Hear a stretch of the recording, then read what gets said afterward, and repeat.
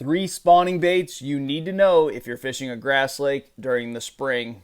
You got fish that are going to be moving shallow once that water gets in the high 50s, and they'll start locking in on beds up until that water's in the low 80s on most lakes. So grass fisheries, you need something that, one, you can cover water, two, you can really appeal to bigger fish, and three, you need something that's weedless and it's going to be very efficient in that heavier cover. So let's get with the water covering baits first, and then I'll show you kind of how to slow down once you get around some fish. So the first one would be a swim bait. This is a really good tool if you don't necessarily know where those fish are at and you just need to start covering water. You can use this bait, reel it slow while you're looking for beds or blind fishing for beds. It really has a little bit of everything. If you're in clear water, it's got that really good swim bait profile. And then if you're a little bit stained water, it's giving off enough thump with that tail to get their attention through their lateral line. So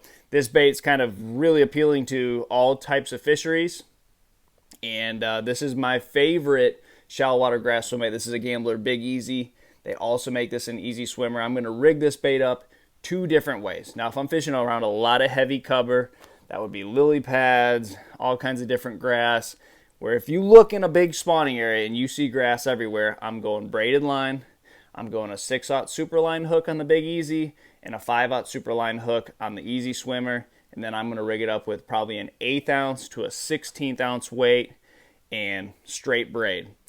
If I'm fishing around more sparse cover, now you look out there, there's a lot of open water, you have some grass, but it's just not a whole lot of it. I'm going 25-pound fluorocarbon, and then I'll put it on a swim bait hook, keel weighted belly swim bait hook with no weight on the front, and typically in that scenario, fluorocarbon, probably 25-pound test.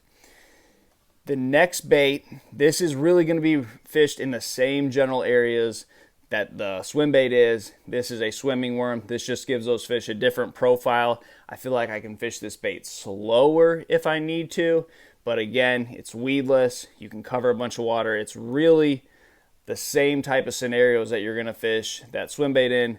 You can just fish it slower and just give the fish a whole different look, and it's the same type. I'm going to be rigging this Texas style with a bullet weight all the time. If I'm in a lot of cover, heavy cover, and you look out in the spawning area and you see grass everywhere, I will be pegging my weight anywhere from an 1/8 to a 3/16, and I will be throwing it on braid. Now, if I am fishing in less cover, and even heavy cover with this bait, you can get away with fluorocarbon because you're really not throwing it as at many heavy places as you are that swim bait. This is going to be slightly less heavy cover, but you can still buzz this, swim it slow, dead stick it, do everything.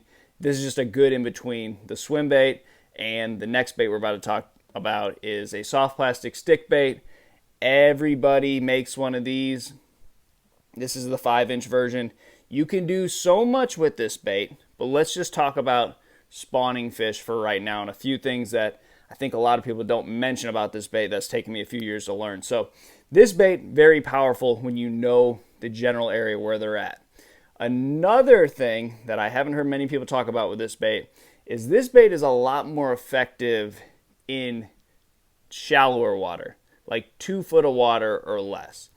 The deeper you get fishing this weedless or fishing this weightless, it just takes a while to get to the bottom.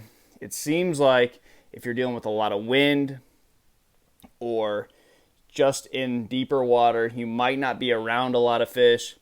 This bait is much more effective.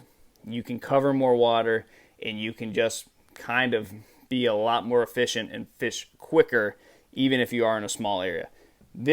I know there's fish bedding there. I'm really going to take my time, work the bait through the area. This is good. But if you're fishing out a little bit deeper, it takes this bait a while to get down. Now, you can rig it up with the Texas, or you can rig it up with a bullet weight, but it seems like if you want the best that this bait has to offer, weightless is the way to go. And most of the time, I'm going to rig this up on 15-pound fluorocarbon, 4/0 extra wide gap hook, and no super line or anything like that, just a regular gauge wire hook and a lighter line. If I do want to fish in really heavy cover, then you can go up to the bigger line, stuff like that. But it's very important when you're rigging this weightless to go with that lighter line. I say lighter, 15 pound, if you want it to fall correctly. You go above 15, it really kills the action of the bait. What makes this bait so special is when it falls, it shimmies and wobbles, and the lighter the line, the better the action is going to be. 15 for me always on this bait. So you have 3 different really strong bed fishing baits. They're really efficient in grass fisheries, and you can do a bunch of different things with all of them. You just need to know the situation. So we'll go back to which areas that I like these baits. This, if I'm fishing a massive area and I don't know where they're going to be at. This, if I'm fishing a little deeper, I need to fish a little slower. But again, it's a big area and I don't know where they're at. Now on a lake that has a pretty obvious little spawning stretches. And what I mean by that is steeper falling banks. Let's say you're fishing, there's some trees, there's a little grass out in front of the trees, and your boat is sitting out in 8 feet of water. This is a good bait for that because you can really soak it in the high percentage areas. When you're fishing big flats, this bait is only effective when you know very specific areas where those fish may be. Maybe your waypoint, it may be like a point in the grass. This is a bait that you're not going to cover a lot of water, but it's also a bait that the fish cannot resist. These are your water covering baits. These are baits you can throw while you're looking in the water for fish, and you don't really have to pay a whole lot of attention to these baits.